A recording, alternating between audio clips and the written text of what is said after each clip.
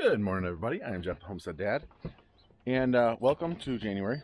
It's beautiful and snowy. This is an old video. Just kidding. This is not an old video. This is what happens when I take the back blade off the tractor. Is it snows. We probably got 2 inches of snow last night. Now you can see, like on the driveway, it melted almost immediately. But on the grass, there's probably a couple inches of snow, and it's really, you can hear it. The heavy, crunchy, wet snow.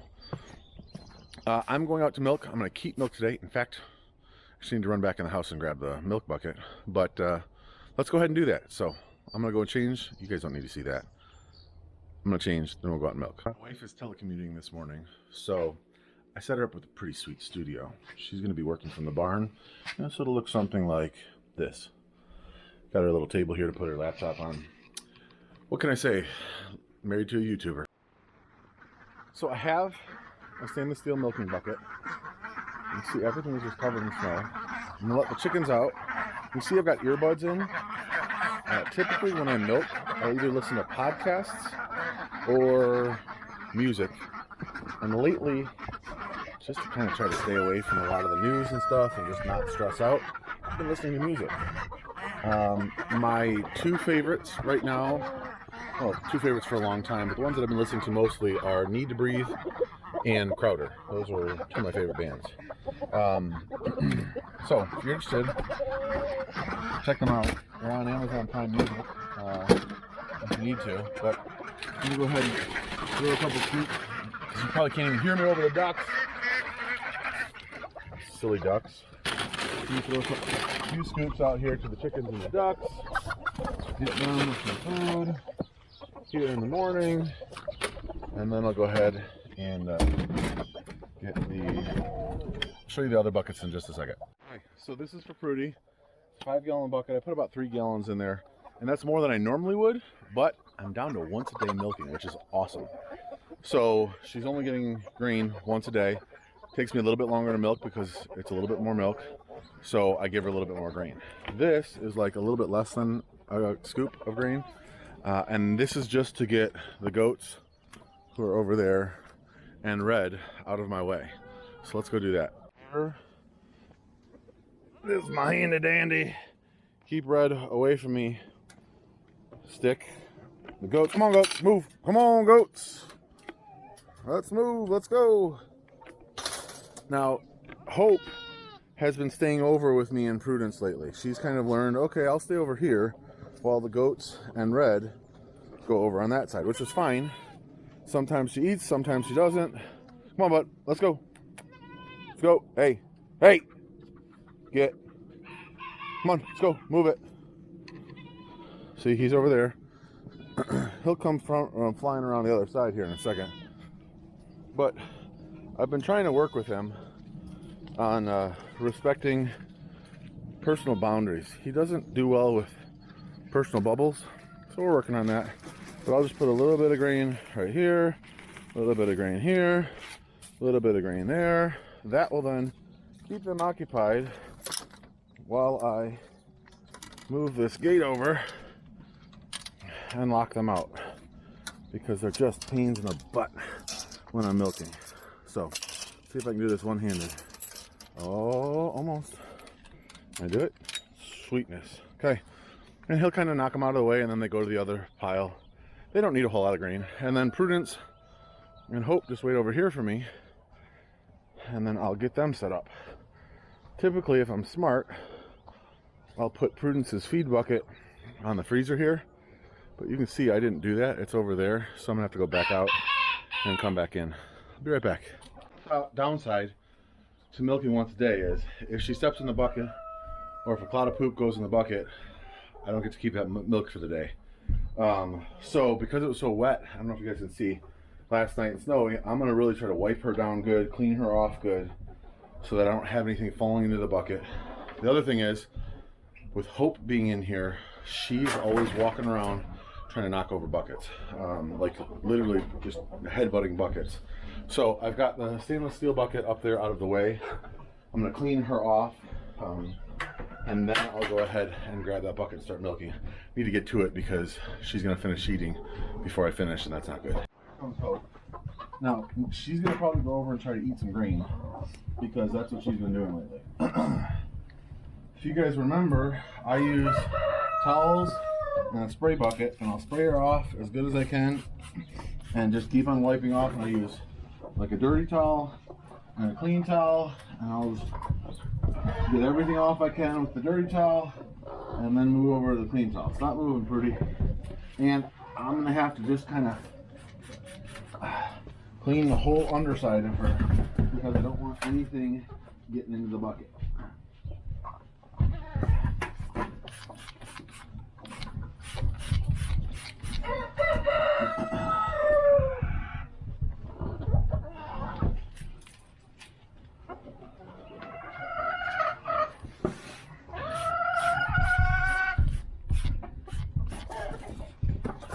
I don't know if you guys will be able to tell this on the camera, but Hope, I can tell, has eaten off the right driver's side quarter.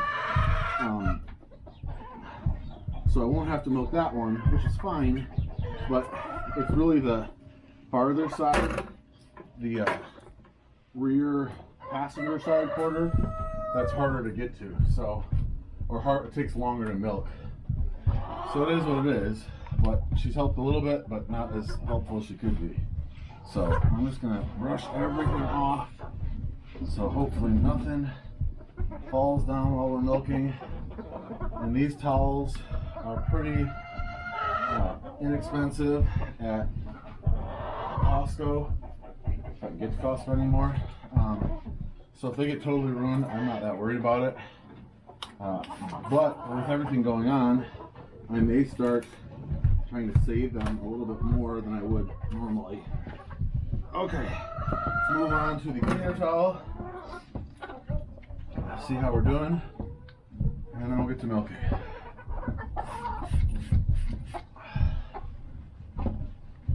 Okay, so that one came off clean.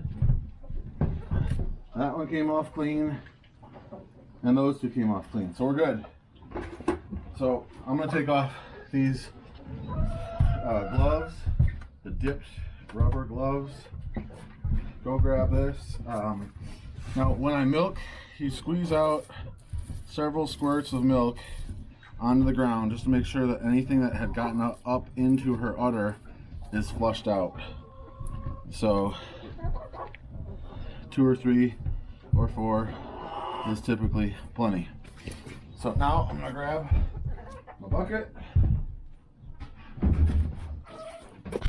Hey, you monkey. Oh, just knocked my camera over because she's kind of a turkey. I'll have to clean that off later. No, drink on the other side. Drink on the other side. You want to drink? Drink on the other side. Come on, go ahead and drink on the other side. That would be more helpful. As you guys can see, I'm trying to stop her from drinking on this side so she drinks on the other side. There we go. That's the side I want her to drink on. That will help me out a ton. There we go. Perfect. That's going to help out a ton.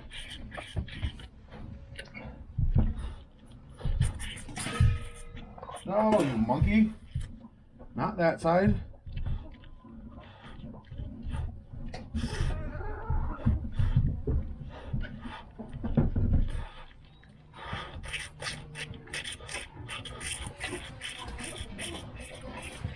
Hold my hand here for a minute.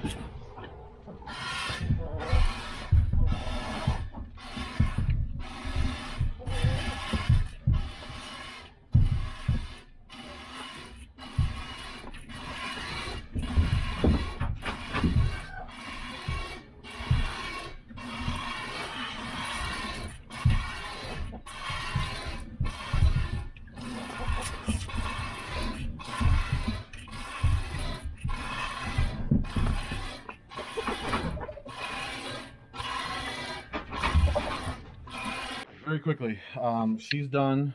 I got about a gallon, a little over a gallon in here, maybe a gallon and a half. I wanted to show you. So I can tell just by feeling she's not full. This skin is not tight, so She didn't drink as much out of the back as she normally does on this side, but I was able to get her to drink more on the other side. I'll explain that to you in just one second. What's been happening typically the last week and a half is Hope will eat on the rear driver's side and have that emptied out before I even come out to milk. So when I start milking, that's already empty. Because she does that, she's typically not hungry enough to eat on the back passenger side. Well, today, for whatever reason, I don't know if it was the snow or whatever, she hadn't eaten much out of that, so I was able to get her to eat mostly out of the rear passenger side, which, because of Prudence's conformation, her teat on that side is smaller. So it takes me longer to milk out. It feels like I milk, and it just never gets empty. So Hope can do a better job. That helped out a ton. So cooperating with the calf is great. I took most of the milk out of the front 2/4 and saved it in the stainless steel bucket. Once I've done that and she finishes her grain, she stands really well, but Hope will come over and she turns to look at her, or Hope will come over and want to get in her bucket or whatever. So she kind of moves around a little bit and shifts. Cows don't do anything really fast. So like when she's gonna move, she kind of like leans back and then she moves forward. And also, like, you can tell when she's gonna poop or pee. When she's gonna poop, her tail goes up and she kind of squats just the tiniest bit. When she's gonna pee, she arches from like here back to here, arches up, and she lifts her tail way up before she pees. So and both of those things happened today. So before she did that, I quickly put the lid on, moved the bucket out of the way. Everything was fine. It's just kind of one more thing to do. So she's done. Once a day milking is amazing. I'm so happy about it. Let's go feed the little over a gallon to the pigs. They'll be happy, and then we'll go inside and make sure the kids are still good. Typically when Hope gets bored, she'll come over and stand here and kind of commune with Red. He always stands right here in this corner. So when I open up the gate, I kind of have to push it through him, which has worked out okay because it gives me an opportunity to kind of show him he can't push against me no matter how much he wants to. I still have my stick with me, but I also kind of give him a little rub, give him a rub on the chin, say, I'm in charge, you're the baby, you got to listen to me. And eventually I'll move him back out of here. Come on, move. I try not to push on his head because I don't want him to think that I'm headbutting him. Normally what I'll do is I'll take the stick here and just kind of touch him on the neck and get him to back up like that, because otherwise he'll push against the gate here and close the gate, which is just kind of a pain. Move, come on. Hey, move. Hey, go. Come on. Good boy. Good boy. And I just walk away and watch you guys. He'll typically start coming over here, especially if I were to go straight over to Hope. Here, let's see if I do it. If I go over to Hope here and try to pet her. Hi, sweet girl. Hi, sweet girl. A lot of times he'll be like, whoa, stay away from her. And he'll just get a little bit closer. But let's go feed the pigs now. You think they know what's coming? Well, the knuckleheads knocked over their little trough that I made for them. Let's see if I can get it flipped back over. Hey, no, you got to get off.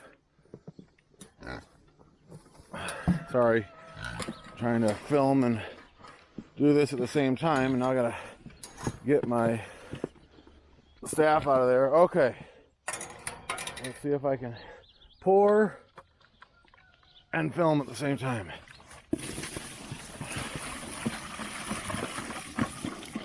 Okay, there are 6 holes, so technically they should all be able to get to a hole, but they don't share very well.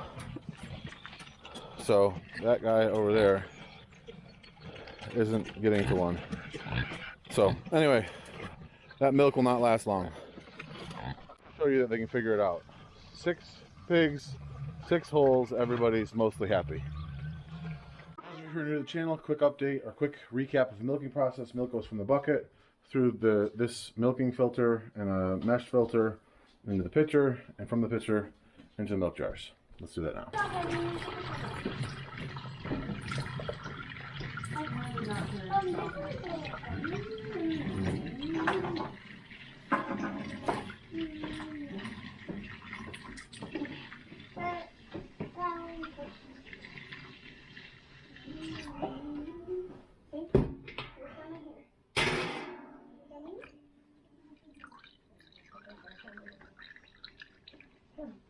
They say to kiss.